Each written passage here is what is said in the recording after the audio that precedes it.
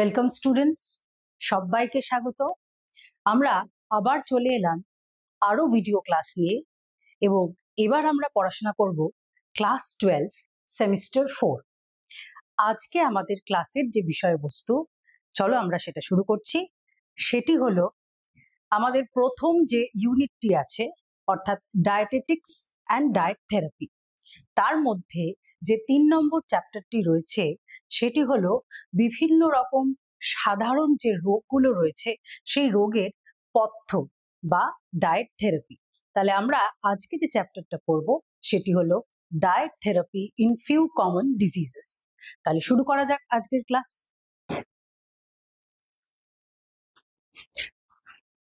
আমরা জানি যে যখন আমরা অসুস্থ হই তখন কিন্তু আমরা সাধারণ যে খাবারগুলো খেয়ে থাকি বাড়িতে, অনেক ক্ষেত্রে সেই খাবারগুলো খেলে আমরা খুব তাড়াতাড়ি কিন্তু সুস্থ হতে পারি না। তাহলে সুস্থতায় যাওয়ার জন্য বা রোগী অবস্থা থেকে অসুস্থতা থেকে আমি যখন সুস্থতায় আসছি তখন বিশেষ কিছু প্রয়োজন হয় আমাদের। যেরকম খাবারের কথা আমি বললাম, পথ্য একটা প্রয়োজন, সেরকম একই সাথে আমরা ডাক্তারের পরামর্শ অনুযায়ী আমরা ওষুধ খাই এবং আমরা সেবা যত্নে থাকি। অর্থাৎ একজন রোগী অবস্থা থেকে সুস্থ অবস্থায় আসতে গেলে কাজ করে তার জন্য একটা গোষ্ঠী বা একটা দল। তাহলে কারা কাজ করে? আমরা স্ক্রিনে দেখতে পাচ্ছি যে একযোগে একসাথে কাজ করছে কারা কারা।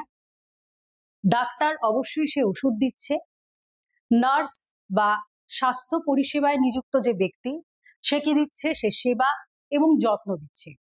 একই সাথে আমাদের পড়ার বিষয়বস্তু যেহেতু পথ্য চিকিৎসা বা ডায়েট থেরাপি, সেক্ষেত্রে আরেকটা বড় জায়গা রয়েছে পথ্য বিশারদে অর্থাৎ ডায়েটিশিয়ান। সে কি করছে? বিশেষ পথ্য পরিকল্পনা করে রোগীকে দিচ্ছে।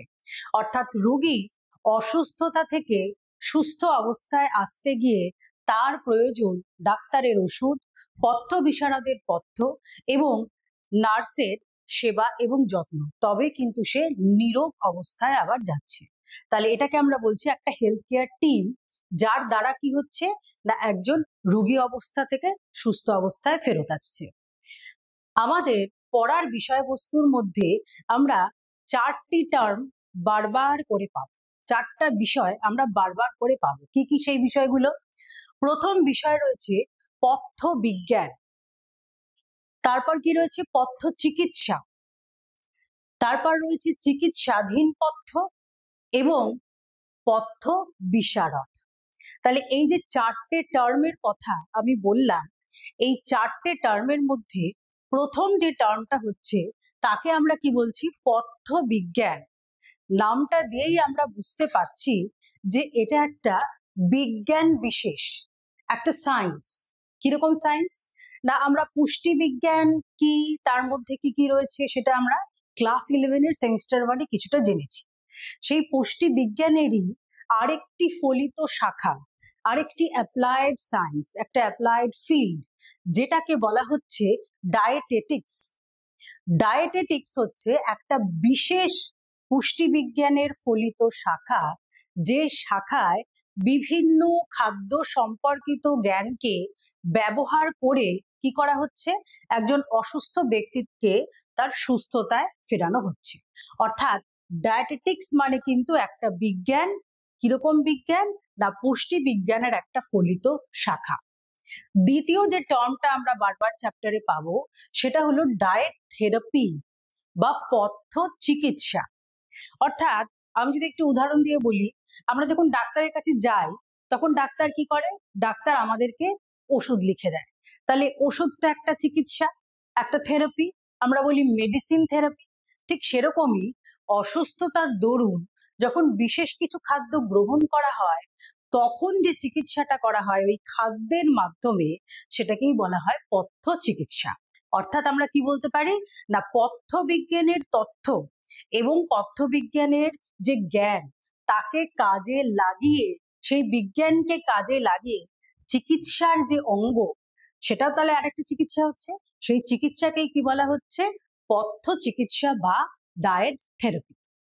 আরো একটা টার্ম আমরা পাবো এই চ্যাপ্টারে, সেটা হলো থেরাপিউটিক ডায়েট। ডায়েট অর্থাৎ বিশেষ কোনো খাবার, যেটাকে আমরা বলে থাকি পথ্য। কিরম পথ্য? না থেরাপি করছে যে খাদ্য, সেটাকেই কি বলা হচ্ছে? চিকিৎসাধীন পথ্য। অর্থাৎ রোগাক্রান্ত ব্যক্তিকে এই যে বিজ্ঞান, এই বিজ্ঞানের নিয়ম, এই বিজ্ঞানের থেকে তথ্য নিয়ে কি করছে একজন বিশেষ ব্যক্তি, পথ্য বিশারদ কি করছে? একটা পরিকল্পনা করে দিচ্ছে তার খাদ্যের, এবং সেই পরিকল্পনা অনুযায়ী যে খাদ্যটা তৈরি হলো তাকেই কি বলা হচ্ছে? চিকিৎসাধীন পথ্য। অর্থাৎ একটা ডায়েট। কিরকম ডায়েট? থেরাপি করছে যে ডায়েট, সেটাকে কি আমরা বলছি? Therapeutic diet. এবং এই পুরো ব্যাপারগুলো নিয়ে যারা কাজকর্ম করে, যে ব্যক্তিরা, সেই ব্যক্তিদের কিন্তু আবার আলাদা নাম রয়েছে। সেই ব্যক্তিদের আমরা কি বলি? আমরা বলি ডায়েটিশিয়ান বা পথ্য বিশারদ। তাহলে নামেই বুঝতে পারছো, বিশারদ যখন, তার সমস্ত জ্ঞান রয়েছে এই ব্যাপারে কিভাবে খাবার দিয়ে চিকিৎসা করা হবে। তাহলে তিনি এমন একজন ব্যক্তি যিনি কি করছেন? কোনো হাসপাতাল অথবা কোনো চিকিৎসা কেন্দ্র বা চিকিৎসা প্রতিষ্ঠান, এই জায়গাগুলোর সঙ্গে তারা যুক্ত, তিনি যুক্ত, এবং যুক্ত থেকে তিনি কি করছেন? এই যে বিজ্ঞান, এই বিজ্ঞানের নীতিকে কাজে লাগিয়ে রোগীর জন্য বিশেষ চিকিৎসাধীন পথ্য তৈরি করে দিচ্ছে, থেরাপিউটিক ডায়েট সে তৈরি করে দিচ্ছে। তাহলে সেই বিশারদকে, সেই ব্যক্তিকে, যিনি এই বিজ্ঞান পাঠ করেছেন, তাকে, সেই ব্যক্তিকে আমরা কি বলবো? আমরা বলবো পথ্য বিশারদ বা ডায়েটিশিয়ান। তাহলে আমরা এই চারটে মেন টার্ম আমরা জানলাম। আমরা পড়ছি যে ডায়েট থেরাপি, সেই ডায়েট থেরাপির অন্তর্গত আমরা এই চারটে টার্ম বারবার আমরা জানতে পারবো। সেই চারটে টার্ম আমরা একটু বিশদে জেনে নিলাম। এবার আমরা চলে যাচ্ছি যে তাহলে এই ডায়েট থেরাপি কেন করার প্রয়োজন, কেন করতে হবে আমাদেরকে ডায়েট থেরাপি। তাহলে ডায়েট থেরাপির নিশ্চয়ই কোনো উদ্দেশ্য বা লক্ষ্য রয়েছে। প্রথম লক্ষ্য আমরা অলরেডি জেনে গেছি, ডায়েট থেরাপি মানে আমি কি করছি? থেরাপি করছি, চিকিৎসা করছি। কার মাধ্যমে চিকিৎসা করছি? খাদ্যের মাধ্যমে।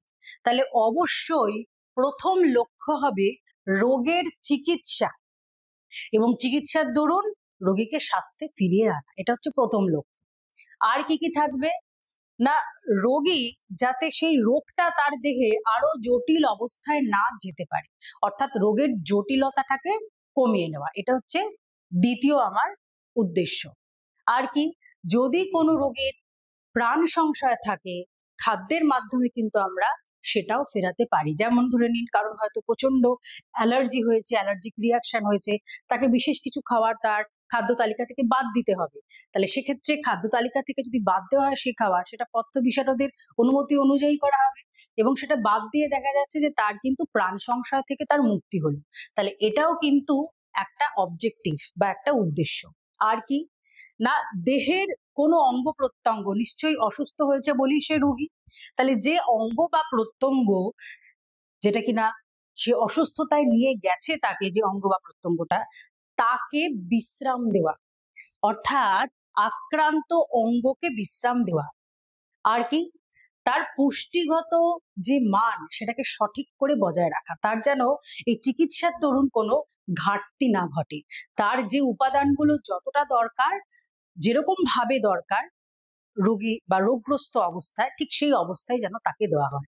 অর্থাৎ তার পুষ্টিগত অভাব দূর করা, যদি কোনো অভাব হয়ে থাকে সেটাকে দিয়ে, পথ্যের মাধ্যমে দিয়ে সেই অভাবটাকে দূর করা, বা যদি কোনো কিছুর আধিক্য হয়ে থাকে সেটাকে পথ্য তালিকা থেকে বাদ দিয়ে তাকে নর্মাল পুষ্টির মানে ফেরত আনা। আর কি?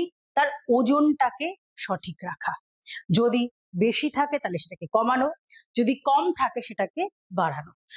আর কি উদ্দেশ্য হতে পারে? না বিশেষ কোনো খাদ্য উপাদান নিয়ন্ত্রণ করা। যেমন ডায়াবেটিক রোগী যারা, তাদের ক্ষেত্রে কি করা হয়? বিশেষ করে একক শর্করা, গ্লুকোজ ইত্যাদি, সেটাকে পথ্য তালিকা থেকে একেবারে নিয়ন্ত্রিত করে রাখা হয়, কারণ সেটাই কিন্তু তাদের চিকিৎসার অঙ্গ। তাহলে এটাও কিন্তু আরেকটা বড় উদ্দেশ্য, যে রোগ নিয়ন্ত্রণের ক্ষেত্রে বিশেষ কোনো উপাদানকে একেবারে খাদ্য থেকে নিয়ন্ত্রণ করে রাখা। আরেকটা উদ্দেশ্য হচ্ছে কি? না সে যে রোগের থেকে মুক্তি পেল, পুনরায় যাতে আবার তার সেই রোগটা না ঘটে। তাহলে এইগুলো হচ্ছে আমার পুরো পথ্য চিকিৎসার মেন উদ্দেশ্য। এবং অতি অবশ্যই আরো একটি উদ্দেশ্য রয়েছে, যেখানে সবসময় দেখা হয় যে পরিপাক যোগ্যতা যেন ঠিক থাকে। খাদ্য যতটা পরিপাকযোগ্য হবে তত তাড়াতাড়ি কিন্তু খাদ্যের মাধ্যমে চিকিৎসাটা আরো সফল করা যাবে।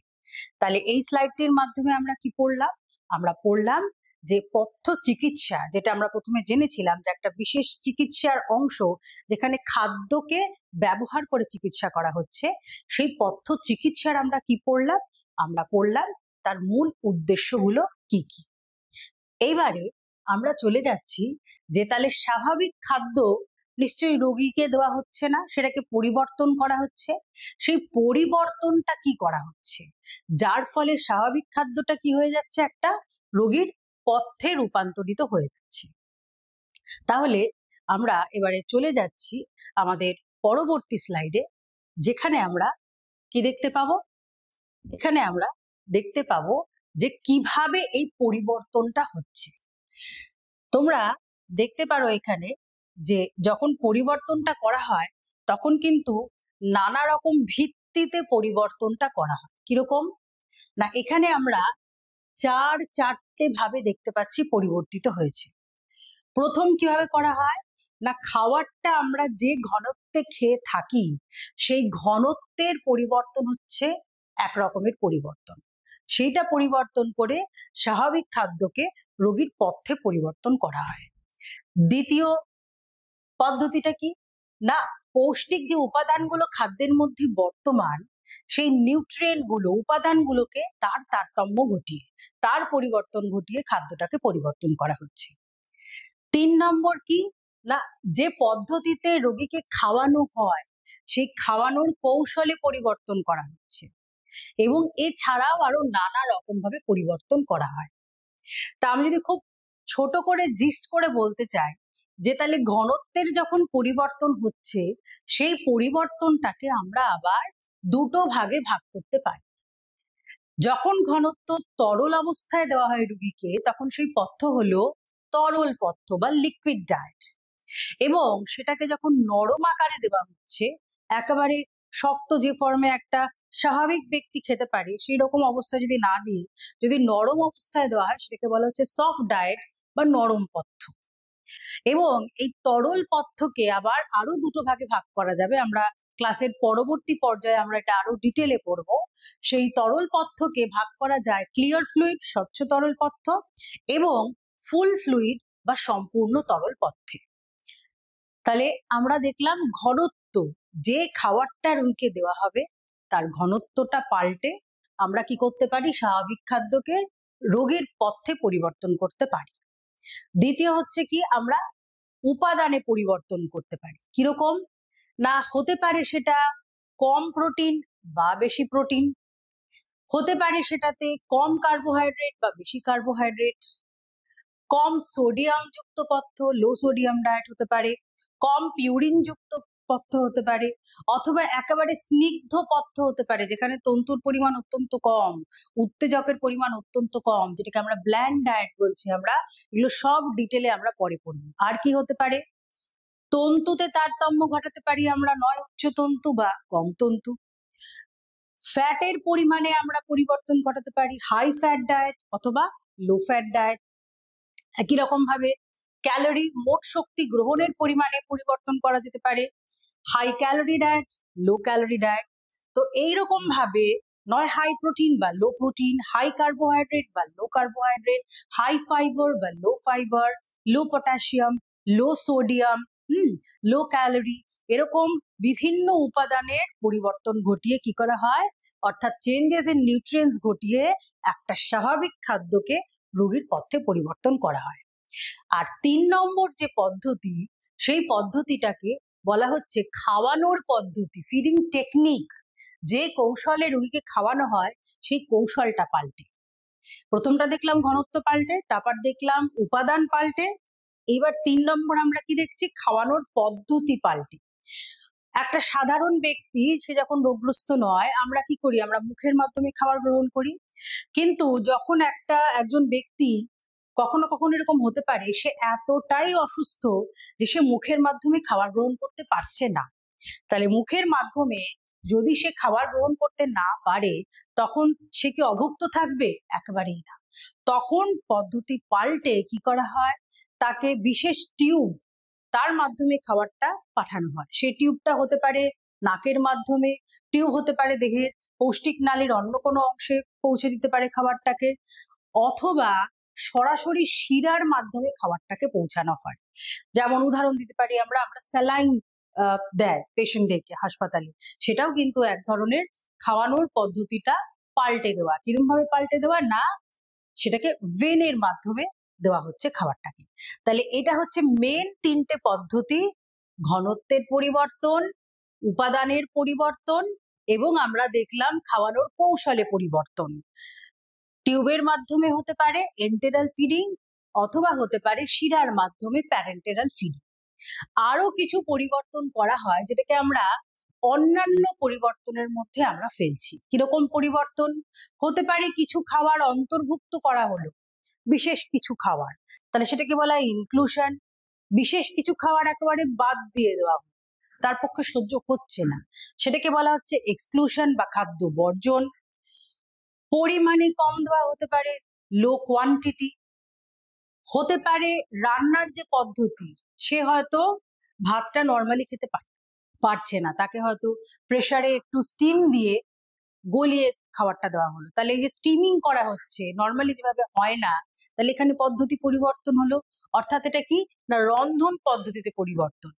আর কি হতে পারে? পরিমাণ বাড়িয়ে, ইনক্রিজ ইন কোয়ান্টিটি, অথবা হতে পারে খাদ্য খাওয়ার যে ফ্রিকোয়েন্সিটা বারে বারে বেশি করে খাবার দেওয়া হয়, অথবা হতে পারে ফ্রিকোয়েন্সিটা কমিয়ে দেওয়া হয় যদি সহ্য না হয়। তাহলে সেক্ষেত্রে এই যে খাদ্য গ্রহণের যে পুনরাবৃত্তি, সেই পুনরাবৃত্তির পরিবর্তন ঘটিয়েও কিন্তু আমরা স্বাভাবিক পথ থেকে একটা রোগীর পথে পরিবর্তন করতে পারি। তাহলে আমরা দেখলাম মূলত 3 ভাবে একটা স্বাভাবিক খাদ্যকে রোগীর পথে পরিবর্তন করা হয়: ঘনত্বের পরিবর্তন আনিয়ে, তার মধ্যে যে উপাদানগুলো রয়েছে সেগুলোর পরিবর্তন ঘটিয়ে, যে পদ্ধতিতে খাওয়ানো হচ্ছে সেই পদ্ধতি পাল্টে, এবং এছাড়া আরো অন্যান্য পদ্ধতি। এবার আমরা চলে যাচ্ছি আমাদের পরবর্তী স্লাইডে, যে ঘনত্বের পরিবর্তন ঘটিয়ে কিভাবে আমরা রোগীর পথ্য তৈরি করতে পারি। ঘনত্বের পরিবর্তনে আমরা মনে করে দেখো, এর আগের স্লাইডেই পড়লাম যে হতে পারে সেটা তরল পথ্য, হতে পারে সেটা নরম পথ্য। এই তরল পথ্যর মধ্যে আমরা দেখেছিলাম দু রকম। একটিকে আমরা বলেছিলাম স্বচ্ছ তরল, ক্লিয়ার ফ্লুইড, আরেকটিকে বলেছিলাম আমরা ফুল ফ্লুইড। দেখো এখানে আমরা প্রথম যে ধরনের তরল পথ্য, যেটাকে আমরা কি বলছি, আমরা বলছি একটা স্বচ্ছ তরল পথ্য। স্বচ্ছ তরল পথ্য, কেন স্বচ্ছ নাম দেওয়া হচ্ছে স্বচ্ছ তরল পথ্য? দেখো, যদি এখানে অনেকগুলো উদাহরণ রয়েছে, ডাবের জল রয়েছে, নুন চিনির জল রয়েছে, লিকার চা রয়েছে, আর মিন্ট টি রয়েছে। প্রত্যেকটার ক্ষেত্রে আমরা দেখতে পাচ্ছি যে যদি আমরা কাচের কাপে বা কাচের গ্লাসে তরলটাকে রাখি, একেবারে তরলটা কিন্তু স্বচ্ছ, মানে কাচের এপার ওপার থেকে আমি কিন্তু দেখতে পাবো, এপার থেকে ওপারটা দেখতে পাবো। অর্থাৎ তরলটা যদি স্বচ্ছ না হতো আমি সেটা দেখতে পারতাম না। তাহলে এই স্বচ্ছ কথাটার কিন্তু তাৎপর্য এখানেই রয়েছে, যে তরলটা এমন হবে যাতে সেটা একেবারে স্বচ্ছ হয়। তাহলে এই স্বচ্ছ তরল পথ্য অবশ্যই একটা কিন্তু অস্থায়ী পথ্য। কেন অস্থায়ী বললাম? কেননা আজীবন কিন্তু কেউ এই স্বচ্ছ তরল পথ্য খেয়ে বেঁচে থাকতে পারবে না। তাহলে সেজন্য কিছুদিনের জন্য তাকে দেওয়া হবে, তার অবস্থার উন্নতি যেই হয়ে যাবে সঙ্গে সঙ্গে তাকে কি করা হবে, এই পথ্যের পরিবর্তন ঘটানো হবে। তাহলে স্বচ্ছ তরল পথ্য অবশ্যই একটা অস্থায়ী চিকিৎসাধীন পথ্য। কিরকম ভাবে দেওয়া হচ্ছে না, যদি 1-2 দিন আমাকে দিতে হলো, তাহলে কয়েক ঘন্টা অন্তর অন্তর এই পথ্যটাকে দেওয়া হয়। এবং অতি অবশ্যই যেহেতু এটা অত্যন্ত হজমে উপযোগী, শোষণযোগ্য, তার ফলে কি করছে না, রোগীর কোনো রকম অসুবিধা একেবারেই করতে পারে না। আর কি না, একেবারে তন্তু নেই। তাহলে এবার আমরা তো দেখে নিলাম যে স্বচ্ছ তরল পথ্য আমরা কাকে বললাম, বা উদাহরণও আমরা কিন্তু কয়েকটা একদম প্রথমেই দেখে নিলাম। তাহলে এবার আমরা দেখব এই স্বচ্ছ তরল পথ্য কাদের দেওয়া হয়। প্রথমেই বলি যে কিছু এমন রোগী থাকবে যাদের হয়তো হতে পারে তার এতটাই তীব্র জ্বর, হ্যাঁ, বা ভীষণ রকম অসুস্থ, এতটাই উইকনেস যে সে কঠিন খাবার খেতে পাচ্ছে না বা তার সেটা অসহ্য লাগছে, তখন কি করা হয়? যখন রোগীর কঠিন খাদ্য সহ্য হয় না, তখন এই স্বচ্ছ তরল পথ্য দেওয়া হয়। বা হতে পারে কোনো রোগ নির্ণয় করা হবে, কোনো টেস্ট আছে, সেই টেস্টের আগে তাকে একেবারে তার পেটটাকে খালি রাখতে হবে। তাহলে সেই টেস্টের আগে যদি তাকে পেটটাকে খালি রাখতে হয়, তখন কি করে অনেক সময়, বিশেষ করে হাসপাতালে, হয়তো পরের দিন একটা কোনো ওটি আছে বা পরের দিন একটা কোনো কিছু বিশেষ টেস্ট করতে হবে তাকে, তো সেক্ষেত্রে ডাক্তার বলে গেছেন পথ্য বিশারদকে যে পেটটা খালি রাখতে হবে পেশেন্টের। তখন পথ্য বিশারদ কি করে, সেই সকল ব্যক্তিদের জন্য কি বলে না, ক্লিয়ার ফ্লুইড ডায়েট তার আগের রাত্রিতে দেওয়া হয়। তাহলে কোনো বিশেষ ওটির আগে, অস্ত্রোপচারের আগে বা রোগ নির্ণয়ের পরীক্ষার আগে এটা দেওয়া হয়। আর কি, যাদের পেটের কোনো সমস্যা, পেটের গোলযোগ, তখনও কিন্তু এটা দেওয়া হচ্ছে, যাতে তার ওই অঙ্গ প্রত্যঙ্গগুলো বিশ্রাম পায়। কারণ এইটা হজম করতে গেলে কিন্তু সেই অঙ্গ প্রত্যঙ্গগুলোকে খুব বেশি খাটতে হবে না, কারণ অলরেডি কিন্তু এটা যথেষ্ট হজম উপযোগী অবস্থাতেই কিন্তু রয়েছে। আর কি না, অনেক সময় দেহ থেকে যখন জল বেরিয়ে যায়, আমরা যখন আমাদের দেহ যখন ঋণাত্মক জল সামনে থাকে, তখন কি করতে হয়, সেই জলটাকে আবার পূরণ করে দিতে হয় শরীরে। তাহলে সেই জল পূরণ করার জন্য দেহে যখন জল শূন্যতা হয়, সেই জলটাকে পুনরায় আবার দেহে ফেরত আনানোর জন্য কিন্তু অনেক সময় পথ্য বিশারদটা কি করে, একটা ক্লিয়ার ফ্লুইড ডায়েট বলে থাকে। আর উদাহরণ তো আমরা দেখেই নিলাম, ডাবের জল, নুন চিনির জল, লেবুর শরবত হতে পারে, গ্লুকোজের জল হতে পারে, ওআরএস হতে পারে, হ্যাঁ, লিকার চা হতে পারে, এগুলো কিন্তু সব স্বচ্ছ তরল পথ্যের মধ্যে আসবে। তাহলে আমরা ঘনত্বের পরিবর্তনে পড়লাম তরল পথ্য, এবং তরল পথ্যের মধ্যে আমরা দেখলাম স্বচ্ছ তরল পথ্য কি। এইবারে আমরা চলে যাচ্ছি আরেক ধরনের তরল পথ্য, যেটাকে বলা হচ্ছে কি না, সম্পূর্ণ তরল পথ্য, অর্থাৎ ফুল ফ্লুইড একটা ডায়েট, সম্পূর্ণ তরল পথ্য। সম্পূর্ণ তরল পথ্য কিন্তু যেরকম আগেরটা আমরা দেখেছিলাম, স্বচ্ছতার কোনো ব্যাপার নেই, মানে আমি কোনো কাঁচের পাত্রে ঢাললে ওপর থেকে তলাটা দেখতে পাবো না, বা হয়তো এপার থেকে ওপারটা দেখতে পাবো না, একেবারে ফুল ফ্লুইড ফর্মে রয়েছে, সম্পূর্ণ তরল ফর্মে রয়েছে। কিরকম না, দেখতে অনেকটা এরকম, যখন আমরা কোনো স্যুপ খাই বা কোনো ডালের জল, হ্যাঁ, সেগুলো কিন্তু চলে আসবে এই সম্পূর্ণ তরল পথ্যের মধ্যে। তাহলে এটা কি, এটাও কিন্তু একটা অস্থায়ী চিকিৎসাধীন পথ্য। আজীবন কিন্তু খুব একটা কেউ এই স্বচ্ছ তরল, এই সম্পূর্ণ তরল পথ্যে কিন্তু থাকতে পারবে না, কারণ কোনো না কোনো উপাদান কিন্তু ঘাটতি থাকতেই পারে। তাহলে এটা একটা অবশ্যই অস্থায়ী চিকিৎসাধীন পথ্য, 1 থেকে 7 দিন বা কিছু দীর্ঘ সময়কাল হতে পারে, কিন্তু আজীবন কিন্তু কেউ এটাতে থাকতে পারে না। তাহলে সেটাকে পথ্য বিশারদ দিয়ে বিশেষভাবে কিন্তু প্ল্যানিং করা প্রয়োজন। এবারে আমরা চলে যাচ্ছি যে এর মধ্যে আর কি কি বৈশিষ্ট্য রয়েছে। তন্তুবিহীন হবে বা তন্তু অত্যন্ত কম হবে, যাতে কোনো হজমে গন্ডগোল না হয়। পৌষ্টিক উপাদানের কিন্তু অভাব ঘটতে পারে, সেটা কিন্তু স্বচ্ছ তরল পথ্যর ক্ষেত্রেও ছিল, আর এই তরল পথ্যর ক্ষেত্রেও তাই, যে যেহেতু এটা এতটাই তরল, এর মধ্যে কিন্তু সব রকম উপাদান দিয়ে পাঠানো যাচ্ছে না রোগীর শরীরে, সেক্ষেত্রে বারবারই বলা হচ্ছে অস্থায়ী পথ্য। এটা অস্থায়ী কেন বলা হচ্ছে, দীর্ঘদিন ধরে যদি এটা দেওয়া হয়, তাহলে অতি অবশ্যই কি হবে, পৌষ্টিক উপাদানের ঘাটতি হবে। সাধারণত একটা তরল পথ্য যখন প্ল্যান হয়, অ্যাভারেজে 1200 কিলো ক্যালোরি এবং 50 গ্রাম প্রোটিন কিন্তু দিতে পারে, এবং রোগীর পৌষ্টিক চাহিদা অনুযায়ী পথ্য বিশারদ এটাতেও কিন্তু তারতম্য ঘটিয়ে আরো বেশি বা কম ক্যালোরি বা প্রোটিন কিন্তু রাখতেই পারে। তাহলে এটা আমরা বৈশিষ্ট্যগুলো দেখলাম। এবার কাদের দেওয়া হবে, যারা অলরেডি, যে রোগীরা স্বচ্ছ তরল পথ্য গ্রহণ করে কিছুটা ধাতস্থ হয়ে গেছে, মানে তার সেটা হজম হচ্ছে, তখন ধীরে ধীরে তাকে করা এই স্বচ্ছ তরল থেকে নিয়ে আসা হয় সম্পূর্ণ তরল পথ্যে। এবং অবশ্যই তার কঠিন খাদ্য সহ্য হচ্ছে না, তীব্র জ্বর, সে অত্যন্ত উইক, কোনো অস্ত্রোপচারের আগে বা পূর্বে হয়তো দাঁতের বা মুখের কোনো সমস্যা, চিবিয়ে খেতে পাচ্ছে না, তখন তাকে এই ধরনের পথ্য দেওয়া হলো। তার চোয়ালে কোনো সমস্যা হতে পারে তার পৌষ্টিক নালীর কোনো সমস্যা, গ্যাস্ট্রাইটিস বা গ্যাস্ট্রাইটিসের বদলে প্যানক্রিয়াটাইটিসও হতে পারে, বা সিম্পল ডায়রিয়াতেও অনেক সময় দেওয়া হয় সম্পূর্ণ তরল পথ্য। তাহলে সম্পূর্ণ তরল পথ্যর বৈশিষ্ট্য আমরা দেখলাম, কাদের দেওয়া হয় সেটা আমরা পড়লাম, এবং উদাহরণে অলরেডি আমরা ছবিতে দেখতেই পাচ্ছি ডালের জল রয়েছে, তারপর এখানে রয়েছে ছাকার শরবত, অনেক সময় চিকেন স্টু যে তরলটা সেটা দেওয়া যেতে পারে, চিকেন ব্রথ যেটাকে বলে থাকি আমরা, স্টু এর শুধু তরল অংশটা, চিকেন সেদ্ধ করার পর যে জলটা থাকে সেইটা, ডালের জল হতে পারে, ঘোল হতে পারে, দুধ হতে পারে। অনেক সময় দেখে থাকবে বাড়িতে যে কারোর যদি দাঁত তোলা হয়, ডাক্তার বলে একটুখানি কোল্ড ড্রিঙ্কস খাবেন, তাহলে সেক্ষেত্রে কার্বোনেটেড পানীয়ও কিন্তু এই সম্পূর্ণ তরল পথ্যের মধ্যে চলে আসবে। স্যুপ, পাতলা সুজি, একেবারে নরম সুজি একদম পাতলা করে তরল আকারে দেওয়া যেতে পারে রুকে, সেটাও সম্পূর্ণ তরল পথ্যের মধ্যে পড়ছে। তাহলে মোটামুটি আমরা তরল পথ্য দেখলাম। প্রথমে পড়লাম আমরা স্বচ্ছ তরল, এবার আমরা পড়লাম হচ্ছে সম্পূর্ণ তরল পথ্য। এবার আমরা চলে যাচ্ছি এর পরের স্লাইডে, যেখানে আমরা দেখব যে এর পরের ধাপটা কি।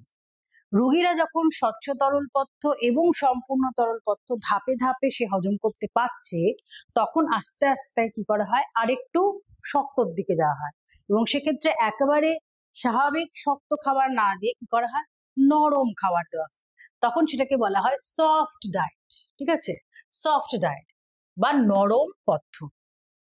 নরম পথ্য কি বলছে না, এটা একটা ব্রিজের মতন কাজ করে। কিরকম না, স্বাভাবিক খাদ্যে সে যেতে পারছে না, আবার তরল খাদ্য খেয়ে তার অলরেডি দেহের মধ্যে সেটা তার টলারেট হয়ে গেছে। তাহলে এই দুটোর মাঝামাঝি যে ব্রিজটা, যে গ্যাপটা, সেই গ্যাপটাকে যে ব্রিজ করে দিচ্ছে যে পথ্য, তাকে কি বলা হচ্ছে, সফট ডায়েট। অর্থাৎ তরল পথ্য এবং স্বাভাবিক পথ্যের মধ্যবর্তী পর্যায়ে কি দেওয়া হচ্ছে, সফট ডায়েট বা নরম পথ্য। তাহলে নরম পথ্য অবশ্যই এটাতেও কম তন্তু থাকবে, ভীষণ ভালো সিদ্ধ হতে হবে, সুসিদ্ধ, নরম হতে হবে, এবং অ্যাভারেজে 1500 থেকে 45-50 বা তার বেশি পরিমাণে প্রোটিনও দেওয়া যেতে পারে। এবং আমরা কিন্তু এক্ষেত্রে বলছি না যে এটা অস্থায়ী পথ্য, কারণ এই নরম পথ্য কিন্তু দীর্ঘদিন ধরে পেশেন্টকে দেওয়া যেতে পারে, কেননা এতে কিন্তু সহজে পুষ্টি উপাদানের কোনো রকম অভাব বা ঘাটতি লক্ষ্য করা যায় না, যেটা কিনা তরল পথ্যে, লিকুইড ডায়েটে আমরা বারবারই বলছিলাম যেটা একটা অস্থায়ী পথ্য। যেহেতু পুষ্টি উপাদানের অভাব হতেই পারে, সেজন্য দীর্ঘদিন এটা দেওয়া যাবে না। তাহলে কাদের দেওয়া হচ্ছে না, যাদের চিবানো বা গিলতে অসুবিধা, পৌষ্টিক নালীর গোলযোগ হতে পারে, মুখের বা চোয়ালের কোনো সমস্যা হতে পারে, বিশেষ করে মুখের বা চোয়ালের সমস্যা হলে তার চিবোতে, দাঁতের সমস্যা হতে পারে, তার গিলতে, গলায় ব্যথা, তখন কিন্তু সে কঠিন খাদ্যটা গিলতে পারবে না। বা হতে পারে তার পৌষ্টিক নালীর কোনো গোলযোগ রয়েছে, সিভিয়ার ইনফেকশন, তীব্র সংক্রমণ রয়েছে তার, বা অসুস্থতা রয়েছে। তাহলে এই যে কারণগুলো বললাম, এরকম ধরনের যদি কোনো অসুস্থ ব্যক্তি থাকে, তখন তার সঠিক পুষ্টি উপাদান তো তার দেহেও পৌঁছানো উচিত, যে পথ্যের মাধ্যমে পৌঁছাবে সেইখানে কি করা হচ্ছে না, ঘনত্বর পরিবর্তন করে পথ্যটাকে সফট আকারে নিয়ে আসা হচ্ছে, নরম। তাহলে এটা হচ্ছে নরম পথ্য। এবার আমরা উদাহরণ দেখছি, উদাহরণে কি কি দেখতে পারি, দেখো এখানে নরম খিচুড়ি দিতে পারি আমরা, আলু সেদ্ধ একেবারে চটকে নরম করে, ভাতও তাই, এখানে নরম করে গলা ভাত বা পাতলা করে সুজির পায়েস, পাতলা করে খিচুড়ি, নরম খিচুড়ি, যাই হোক না কেন, মেন ব্যাপার এটার কিন্তু সুসিদ্ধ হতে হবে।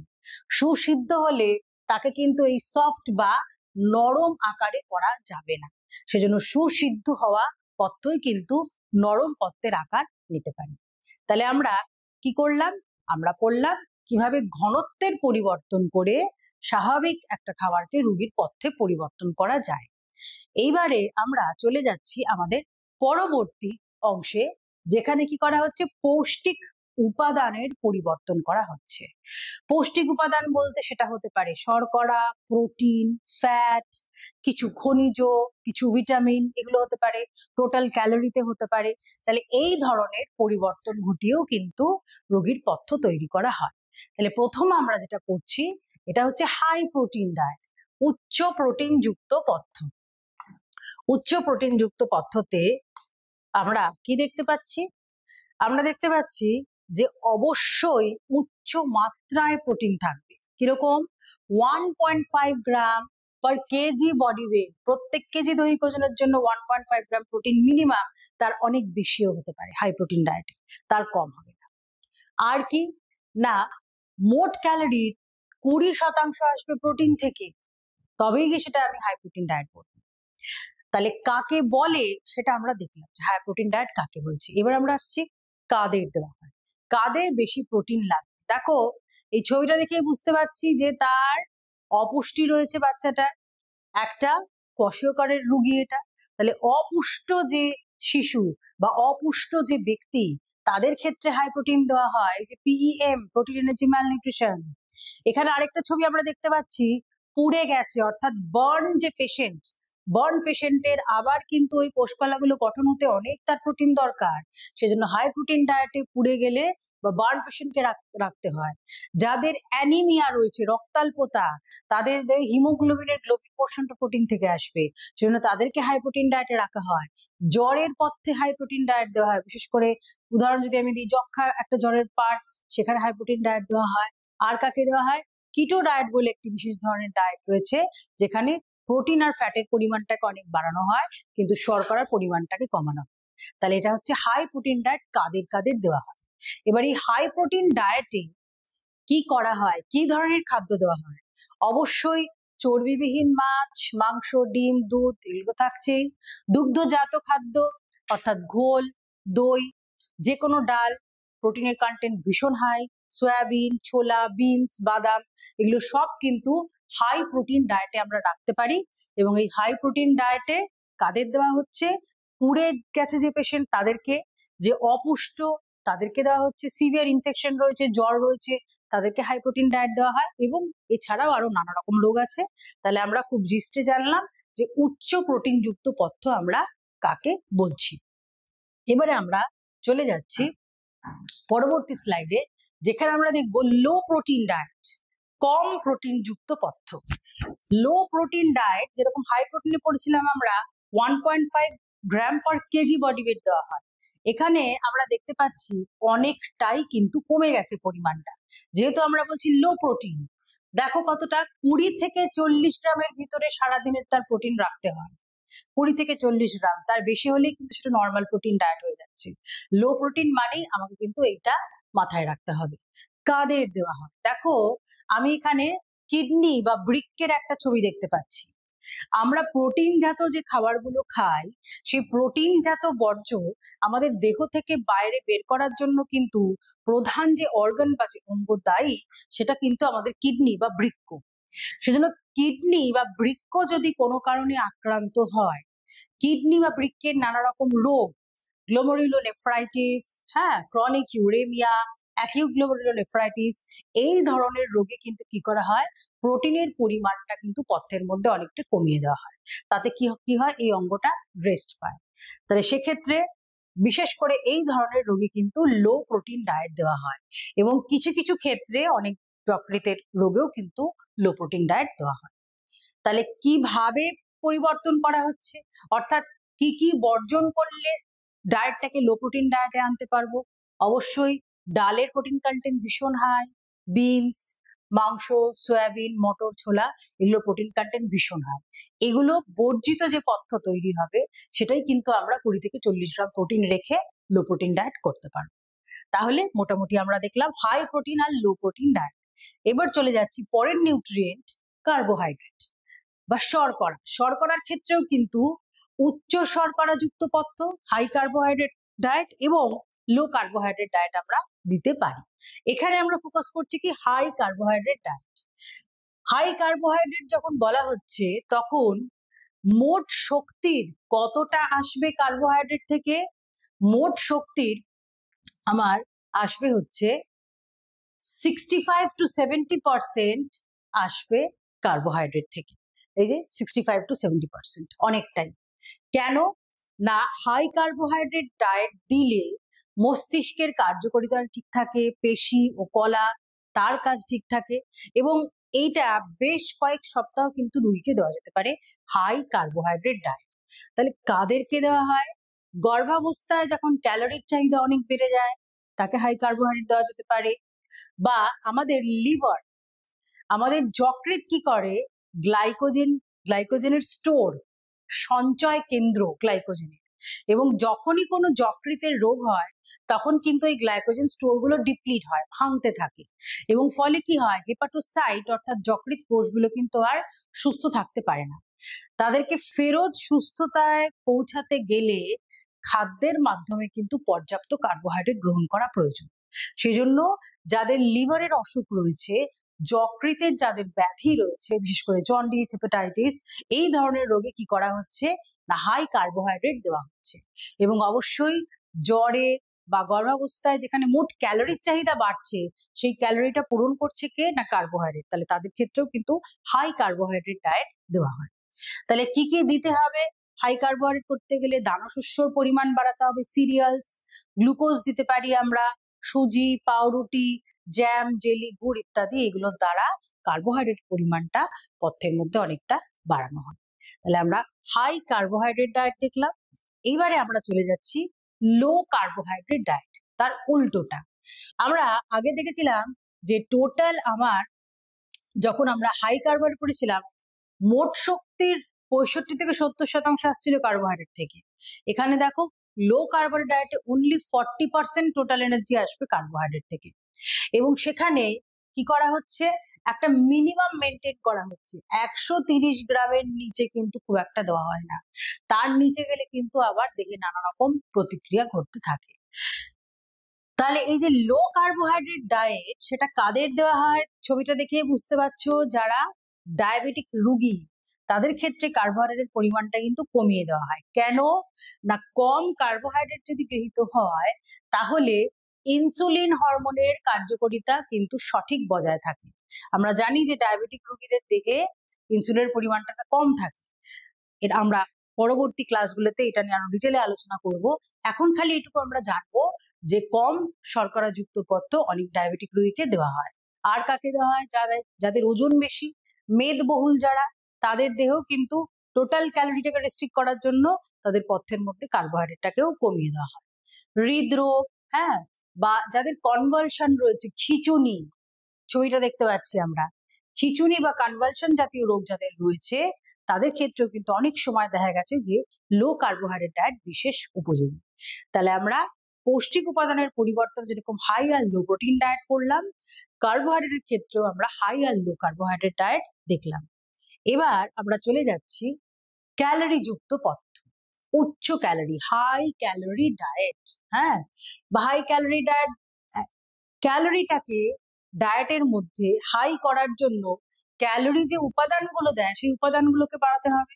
আমরা জানি যে শর্করা, প্রোটিন ও ফ্যাট হাই ক্যালোরি দিচ্ছে, ক্যালোরি প্রদান করতে পারে তারা, ভিটামিন মিনারেল পারে না। তো সেক্ষেত্রে একটা হাই ক্যালোরি ডায়েট তৈরি করতে গেলে আমাকে কি করতে হবে? শর্করা, ফ্যাট আর প্রোটিন এগুলোকে পরিমাণে বাড়াতে হবে, বিশেষ করে শর্করা আর ফ্যাট। কারণ প্রোটিন আমরা কিন্তু ক্যালোরি গ্রহণের জন্য খাই না, প্রোটিনের অন্য বিশেষ কাজ রয়েছে, সেটা আমরা জানি। তাহলে কি করে হাই ক্যালোরি করব না, তার স্বাভাবিক যা ক্যালোরির চাহিদা তার থেকে আরো 500 থেকে 800 ক্যালোরি বেশি দিলেই সেটা কি হয়ে যাবে? উচ্চ ক্যালোরি যুক্ত পথ্য। কাদের দেওয়া হচ্ছে? যাদের ওজন অত্যন্ত কম, ওজন বাড়াতে হবে, ওজন বৃদ্ধি, তাদের ক্ষেত্রে। যারা অপুষ্ট তাদের ক্ষেত্রেও দেওয়া হচ্ছে। তীব্র জ্বর, তার ক্যালোরির চাহিদা অনেক বেড়ে গেছে, তীব্র জ্বরেও কিন্তু হাই ক্যালোরি ডায়েট দেওয়া হচ্ছে। বা সবে কোনো বড় অসুখ থেকে সে সেরে উঠছে, তার কিন্তু ক্যালোরির চাহিদা তখনও অনেক বেশি, তাদেরকেও হাই ক্যালোরি ডায়েট দেওয়া হয়। আর থাইরয়েডের রোগ, বিশেষ করে হাইপার থাইরয়েডিজম যাদের হচ্ছে, তাদেরও কিন্তু ওজন খুব কমতে থাকে, তাদের ক্ষেত্রেও হাই ক্যালোরি ডায়েট বা হাই ক্যালোরি পথ্য দেওয়া হয়। তাহলে যখন হাই ক্যালোরি করতে হবে, বেশি করে কার্বোহাইড্রেট, বেশি করে ফ্যাট দিয়ে করতে হবে, তাহলে হাই ক্যালোরি ডায়েটে গ্রহণীয় অবশ্যই ফ্যাট আর শর্করা যুক্ত খাদ্য, যেগুলো বেশি পরিমাণে দানা শস্য, কলা, মিষ্টি, পাস্তা, চিনি, জেলি, জ্যাম, মাখন, এগুলো কিন্তু তাদের পথ্যে রাখলে খুব সহজেই টোটাল ক্যালোরির পরিমাণটা বাড়ানো যেতে পারে। তাহলে আমরা দেখলাম হাই ক্যালোরি ডায়েট। এবার আমরা চলে যাচ্ছি জাস্ট উল্টোটা, low calorie diet. High calorie আমরা কি করেছিলাম? ফ্যাট আর কার্বোহাইড্রেট এই দুটোর পরিমাণটা বেশি করে দিয়ে সেটাকে হাই ক্যালোরি করা হয়েছিল। লো ক্যালোরি ডায়েটে কিন্তু ঠিক উল্টোটা, সেখানে ফ্যাটের পরিমাণও কম থাকবে এবং টোটাল ক্যালোরির পরিমাণও কম থাকবে। এবং দৃশ্য ফ্যাট, ভিজিবল ফ্যাট যেটাকে আমরা বলছি, সেই ভিজিবল ফ্যাট কিন্তু সব সময় 20 গ্রামের নিচে থাকলে তবেই সেটাকে আমি ভেরি লো ক্যালোরি ডায়েট বলতে পারবো। কাদের দেওয়া হয়? দেওয়া হয় বিশেষ করে যাদের রক্ত বা হৃৎপিণ্ড সংক্রান্ত কোনো সমস্যা রয়েছে, কিরকম উচ্চ রক্তচাপ, হৃৎপিণ্ডের কোনো অসুখ, ঠিক আছে, কার্ডিওভাস্কুলার ডিজিজ যেটাকে বলি আমরা, হৃদরোগ, মেধাধিক্য হতে পারে, ডায়াবেটিসে হতে পারে, এই আক্রান্ত রোগীদেরকেই কিন্তু কি করা হয়, কম ক্যালোরি এবং কম ফ্যাট যুক্ত পথ্য দেওয়া হয়। তাহলে ঠিক হাই ক্যালোরিতে যেগুলো বেশি করে দেওয়ার কথা বলা হয়েছিল এগুলো সেখানে কিন্তু বর্জন হবে।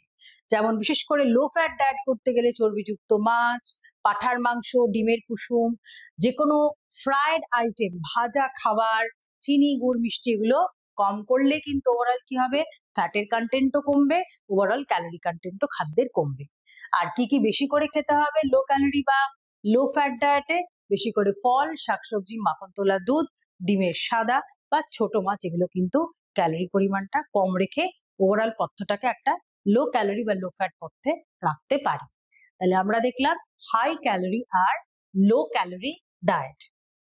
এবার আমরা চলে যাচ্ছি আরো কিছু বিশেষ ধরনের পথ্য, যেখানে কিছু কিছু উপাদানের তারতম্য ঘটিয়ে একটা অসুস্থ ব্যক্তির জন্য পথ্য তৈরি করা হয়।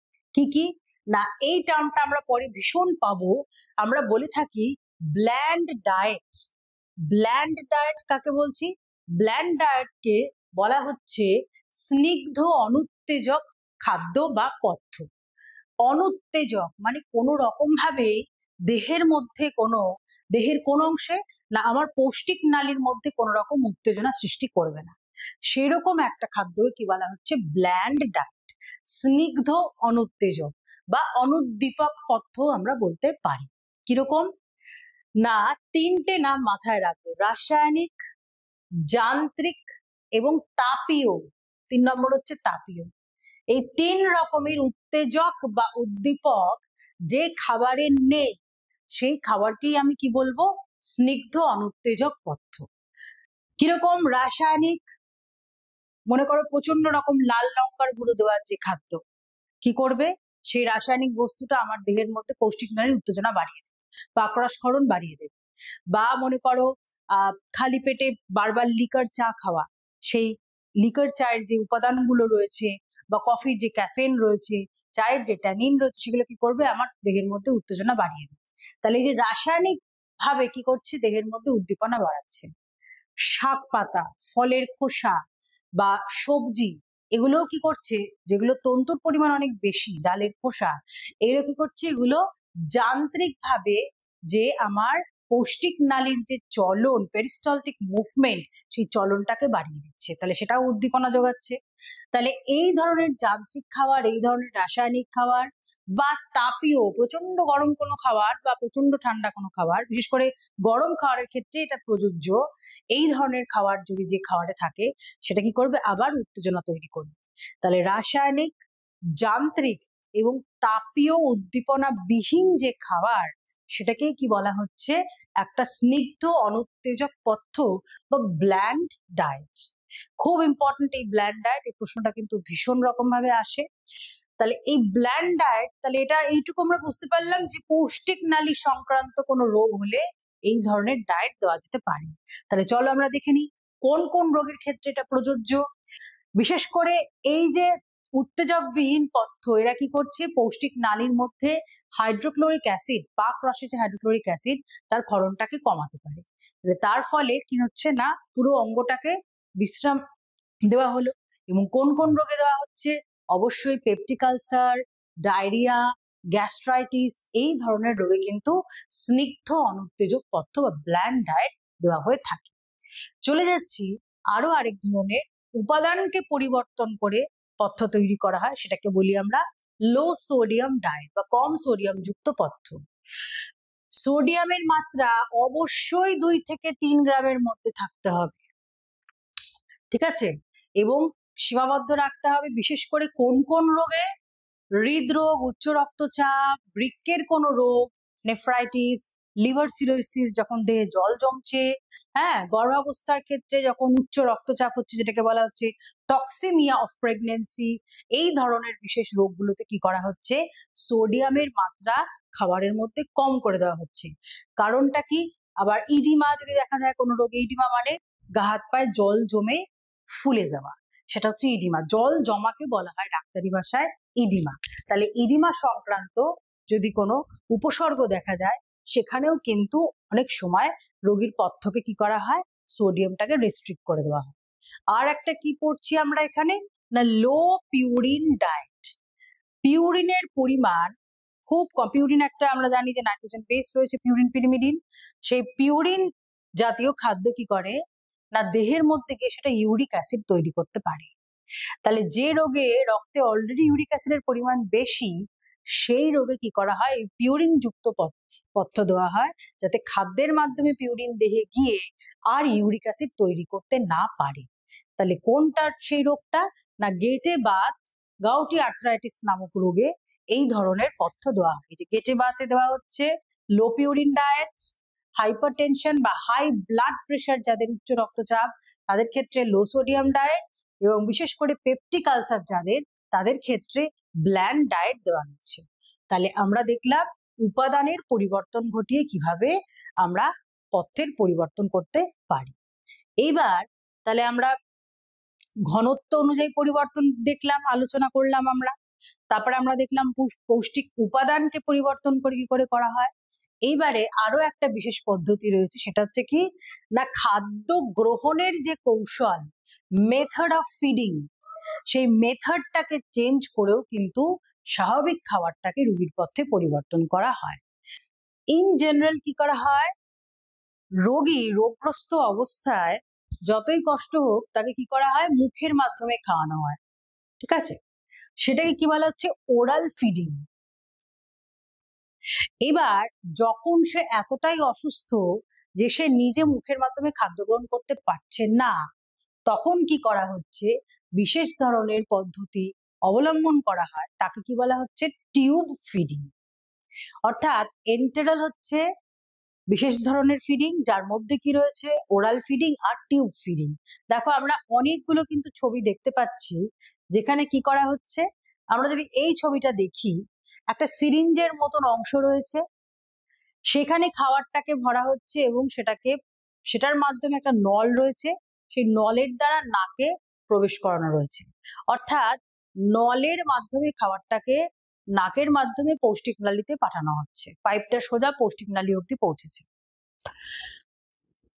ন্যাজো গ্যাস্ট্রিক টিউব বলা হয় এটাকে, অথবা কি করা হয়, জি টিউব বলা হয়, গ্যাস্ট্রিক টিউব, যেখানে ডিরেক্টলি ছিদ্র করে অস্ত্রোপচারের মাধ্যমে সরাসরি নলের মাধ্যমে পাকস্থলিতে খাবারটা যাচ্ছে। আর এটা কি জেজুনোস্টোমি বা জে টিউবের দ্বারা, যেখানে কি করা হচ্ছে, নলের মাধ্যমে খাবারটা একেবারে জেজুনাম ক্ষুদ্রান্তের অংশে পৌঁছে দেওয়া হচ্ছে। দেখতে অনেকটা এরকম হয়, রাইস টিউব বলা হয়। সিরিঞ্জের মতন অংশে খাবারটাকে ভরা হয় এবং ধীরে ধীরে পাইপের মাধ্যমে নলের মাধ্যমে নাকে প্রবেশ করে এবং নাকের মাধ্যমে ধীরে ধীরে আস্তে আস্তে সে খাদ্য নালীর মধ্যে পাইপটা পৌঁছে যায়, তার মাধ্যমে খাবারটা তার পৌষ্টিক নালীতে পৌঁছে গেল। তাহলে খাদ্য গ্রহণের কৌশলে টিউবের মাধ্যমে খাওয়ানো হচ্ছে টিউব ফিডিং। তাহলে আমরা দেখে নিই কি কি দেওয়া হয় টিউব ফিডিং এ। উপাদান কিরকম হতে হবে না, উপাদান এমন হতে হবে যেটা কিনা তরল আকারে থাকবে, কারণ টিউবের মধ্যে দিয়ে যেতে হবে খাদ্যটাকে, তাহলে সহজে নলের মাধ্যমে প্রবেশ করবে এই ধরনের তরল ঘনত্বের খাদ্য কিন্তু প্রদান করা হয় টিউব ফিডিং এ। টিউবটি অতি অবশ্যই কি করা হবে না, টাইম টু টাইম কিন্তু এটাকে পরিবর্তন করতে হবে, পরিষ্কার করতে হবে। কেন না, ইনফেকশন হওয়ার চান্সেস কিন্তু থাকবে, দীর্ঘদিন ধরে কিন্তু এই একই টিউব দিয়ে কখনোই খাওয়ানো হয়। তাহলে কার মাধ্যমে দেওয়া হচ্ছে, তাকে বলা হচ্ছে রাইলস টিউব। আমরা আগেরটায় ছবি দেখলাম রাইলস টিউব, দেখো এখানেও আমরা দেখতে পাচ্ছি ঢোকানো হচ্ছে, নাজোগ্যাস্ট্রিক ফিড পাঠানো হচ্ছে। কি পাঠানো হচ্ছে, তরল ঘনত্বের পর থেকে পাঠানো হচ্ছে। তাহলে কি দেওয়া হচ্ছে এই তরল ঘনত্বের খাবারের মধ্যে, আমরা ম্যাক্রো উপাদানও দেওয়া যেতে পারে, আবার মাইক্রো উপাদানও দেওয়া যেতে পারে। ম্যাক্রো উপাদান অর্থাৎ কার্বোহাইড্রেট, প্রোটিন আর ফ্যাট একেবারে সহজ পাচ্য রূপে দেওয়া হয়। কিরকম, কার্বোহাইড্রেট মাল্টোডেক্সট্রিন রূপে, প্রোটিন কেজিনেট রূপে, সোয়া প্রোটিন, ফ্যাট সোয়া অয়েল রূপে, ডিরেক্টলি গ্লুকোজ বা অ্যামিনো অ্যাসিড কিন্তু দেওয়া হয়। আর মাইক্রোনিউট্রিয়েন্টের ক্ষেত্রে বিভিন্ন ভিটামিন, খনিজ লবণ, সেগুলো দেওয়া হচ্ছে ডিরেক্টলি ওই তরলের মধ্যে দিয়ে দেওয়া হচ্ছে। তাহলে এই যে উপাদানগুলো রয়েছে এই উপাদানগুলো সবই এমন হবে না তরল ঘনত্বের হবে যাতে সহজেই কি ওই টিউবটার মধ্যে দিয়ে পাস করতে পারে। তাহলে আমরা কি দেখলাম? আমরা পড়লাম যে কৌশল, খাদ্য গ্রহণের কৌশল পরিবর্তন করা হয় মুখের মাধ্যমে বা পৌষ্টিক নালীর মাধ্যমে যদি খাবার যায় সেটাকে বলা হয় এন্টেরাল ফিডিং। ঠিক আছে, এন্টেরন মানে পৌষ্টিক নালী। তাহলে পৌষ্টিক নালীতে খাবারটা পৌঁছাবে, নয় সেটা মুখের মাধ্যমে হবে ওরাল ফিডিং, অথবা সেটা নলের মাধ্যমে হবে টিউব ফিডিং। টিউব আবার নানা রকম হতে পারে, নাকের মধ্যে দিয়ে প্রবেশ করছে, টিউবটা দিয়ে পৌষ্টিক নালীতে যাচ্ছে, ন্যাজোগ্যাস্ট্রিক। হতে পারে সরাসরি পাকস্থলিতে যাচ্ছে, গ্যাস্ট্রোস্টমি পদ্ধতির দ্বারা সেই পাইপটা ঢোকানো হচ্ছে, তাই জি টিউব। হতে পারে জেজুনামে যাচ্ছে, তাই জে টিউব। তাহলে আমরা দেখলাম টিউব ফিডিং। এইবারে আমরা চলে যাব আরো এক ধরনের কৌশল পরিবর্তন, যেখানে শিরার মাধ্যমে খাবারটাকে পৌঁছানো হচ্ছে। মানে রোগী অত্যন্ত অসুস্থ, যার জন্য সে মুখের মাধ্যমেও নিতে পারছে না বা টিউবের মাধ্যমেও সে নিতে পারছে না। কাদের ক্ষেত্রে হয় এটা? না পৌষ্টিক নালীর সমস্যা, প্যানক্রিয়াটাইটিস, এই ধরনের ক্ষেত্রে কিন্তু হয়। একটু স্টপ করবে? হ্যাঁ, তো আমরা দেখলাম এন্টেরাল ফিডিং, অর্থাৎ সেটা ওরাল হতে পারে অথবা সেটা টিউবের মাধ্যমে হতে পারে, অর্থাৎ পৌষ্টিক নালীতে খাবারটা যাচ্ছে, পৌষ্টিক নালীতে খাবারটা গেলেই সেটা এন্টেরাল ফিডিং এর মধ্যে আসছে। কিন্তু এমন একটা পদ্ধতি রয়েছে যেখানে পৌষ্টিক নালীতে কিন্তু খাবারটা যাবে না, পৌষ্টিক নালীটাকে বাইপাস করে শিরার মধ্যে খাবারটা পৌঁছানো হচ্ছে। তাহলে শিরার মাধ্যমে যখন করা হচ্ছে তখন একটা বিশেষ নাম দেওয়া হচ্ছে, সেই বিশেষ নাম হচ্ছে কি না প্যারেন্টেরাল ফিডিং। প্যারেন্টেরাল ফিডিং বা ইন্ট্রাভেনাস ফিডিং। ভেনাস রয়েছে অর্থাৎ শিরার মাধ্যমে খাবারটা যাচ্ছে, আর ইন্ট্রার আই, ভেনাসের ভি, এটা নিয়ে এটা অনেক সময় বলা হয় আইভি ফিডিংও বলা হয়। তাহলে এটাও কিন্তু একটা খাদ্য খাওয়ানোর কৌশলে পরিবর্তন করে রোগীকে দেওয়া হচ্ছে। এটা আবার দু ধরনের হতে পারে। একটাকে বলা হয় পিপিএন, পেরিফেরাল প্যারেন্টেরাল ফিডিং বা নিউট্রিশন। কিরকম? না খুব স্বল্প সময়ের জন্য দেহের কোনো পার্শ্বীয় শিরার মধ্যে ডিরেক্টলি পাঠানো হচ্ছে খাবারটাকে। আর আরেকটা যেটাকে বলা হয় টোটাল প্যারেন্টাল নিউট্রিশন বা টিপিএন, সেখানে কি হচ্ছে না কেন্দ্রীয় শিরার মধ্যে কিন্তু পৌঁছানো হচ্ছে খাবারটাকে। তাহলে প্যারেন্টাল ফিডিং বা শিরার মাধ্যমে খাওয়ানো বা ইন্ট্রাভেনাস ফিডিং, সেটা দু রকমের হতে পারে, পিপিএন আর টিপিএন। তাহলে ডিরেক্টলি যখন শিরাতে যাচ্ছে খাবারটা পৌষ্টিক নালীতে পৌঁছাচ্ছেই না, কোথায় যাচ্ছে? সরাসরি রক্তে মিশছে। তাহলে রক্তে খাবারগুলো যেই রকম ভাবে থাকে ঠিক এই শিরাতেও কিন্তু সেই রকম ভাবেই খাবারগুলোকে দিতে হবে। তাহলে কি কি দেওয়া হয় উপাদান? Dextrose, amino acid, fatty acid, vitamins, trace element. রক্তে যে শোষণযোগ্য রূপে রয়েছে খাবারগুলো, শোষণ হয়ে যাওয়ার পর তো রক্তে মিশে খাবারগুলো, তাহলে নিশ্চয়ই শোষণের পরবর্তী পর্যায়ের যে ধাপটা খাবারের সেই ধরনের সেই উপাদানগুলোই থাকবে রক্তে। তাহলে যখন ডিরেক্টলি শিরার মাধ্যমে দেওয়া হচ্ছে খাবারটা, তখন সেই খাবারটাও কিন্তু কি হবে? একেবারে সেই সহজ সরল রূপেই কিন্তু থাকবে। কখন দেওয়া হচ্ছে? যে রোগীর পৌষ্টিক নালী কোনো সমস্যা রয়েছে, তার মুখ হতে পারে, তার গলবিল হতে পারে, তার খাদ্যনালী হতে পারে, পাকস্থলী হতে পারে, ক্ষুদ্রান্ত বৃহদান্ত, অর্থাৎ পুরো পৌষ্টিক নালীতে যদি কোনো সমস্যা থাকে, যেখানে কোনো রকম ভাবে পৌষ্টিক নালীতে খাবার পাঠানো ঠিক বলে মনে করছেন না ডাক্তাররা, তখন কি করতে হবে? তখন তাকে শিরার মাধ্যমে দেওয়া হয়। তাহলে পৌষ্টিক নালীর সমস্যা কিরকম? প্যানক্রিয়াটাইসিস বা রোগের মুখে বা নলের মাধ্যমে খাদ্য গ্রহণ সম্ভব না, সে এতটা উইক, উঠে বসতে পারছে না, ঢোক গিলতে পারছে না, আনকনসিয়াস অবস্থায় রয়েছে, হ্যাঁ, তার চেতনা নেই সেই অবস্থায়, সেরকম আনকনসিয়াস রোগীকে কি করা হচ্ছে? ভেনের মাধ্যমে তার খাবারটাকে পৌঁছানো হচ্ছে। তীব্র অসুস্থতা, হৃদরোগ বা সেপসিস, এই ধরনের রোগে কিন্তু এই প্যারেন্টাল ফিডিংটা দেওয়া হয়। তাহলে মোটামুটি আমরা দেখলাম যে একটা সুস্থ ব্যক্তিকে কত রকম ভাবে তার খাবারটাকে পরিবর্তন করে অসুস্থ ব্যক্তির জন্য তার খাবারের চিকিৎসা তৈরি করা হয়, যেটাকে আমরা বলছি পথ্য চিকিৎসা।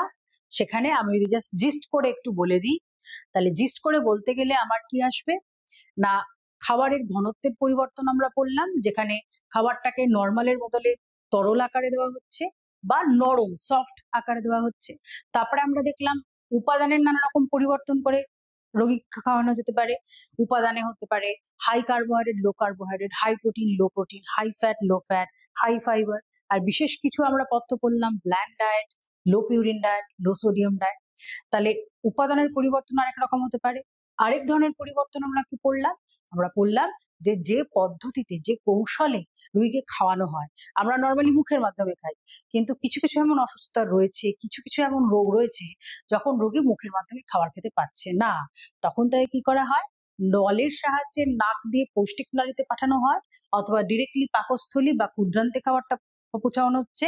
কিন্তু এই পৌঁছানোটা কিভাবে হচ্ছে, নলের মাধ্যমে হচ্ছে, তাই নাম হচ্ছে টিউব ফিডিং। এবং একদম লাস্ট আমরা যেটা দেখলাম সেটা হচ্ছে তার যখন এই অবস্থাও নেই, তখন তাকে কি করা হচ্ছে, পুরো পৌষ্টিক নালীটাকে বিশ্রাম দেওয়ার জন্য কি করা হয়, তাকে সরাসরি শিরার মধ্যে খাবারটাকে পাঠানো হয়। এবং শিরার মধ্যে খাবারটা যখন পাঠানো হয়, তখন সেই বিশেষ খাওয়ানোর পদ্ধতি আমরা নাম করলাম ইন্ট্রাভেনাস ফিডিং।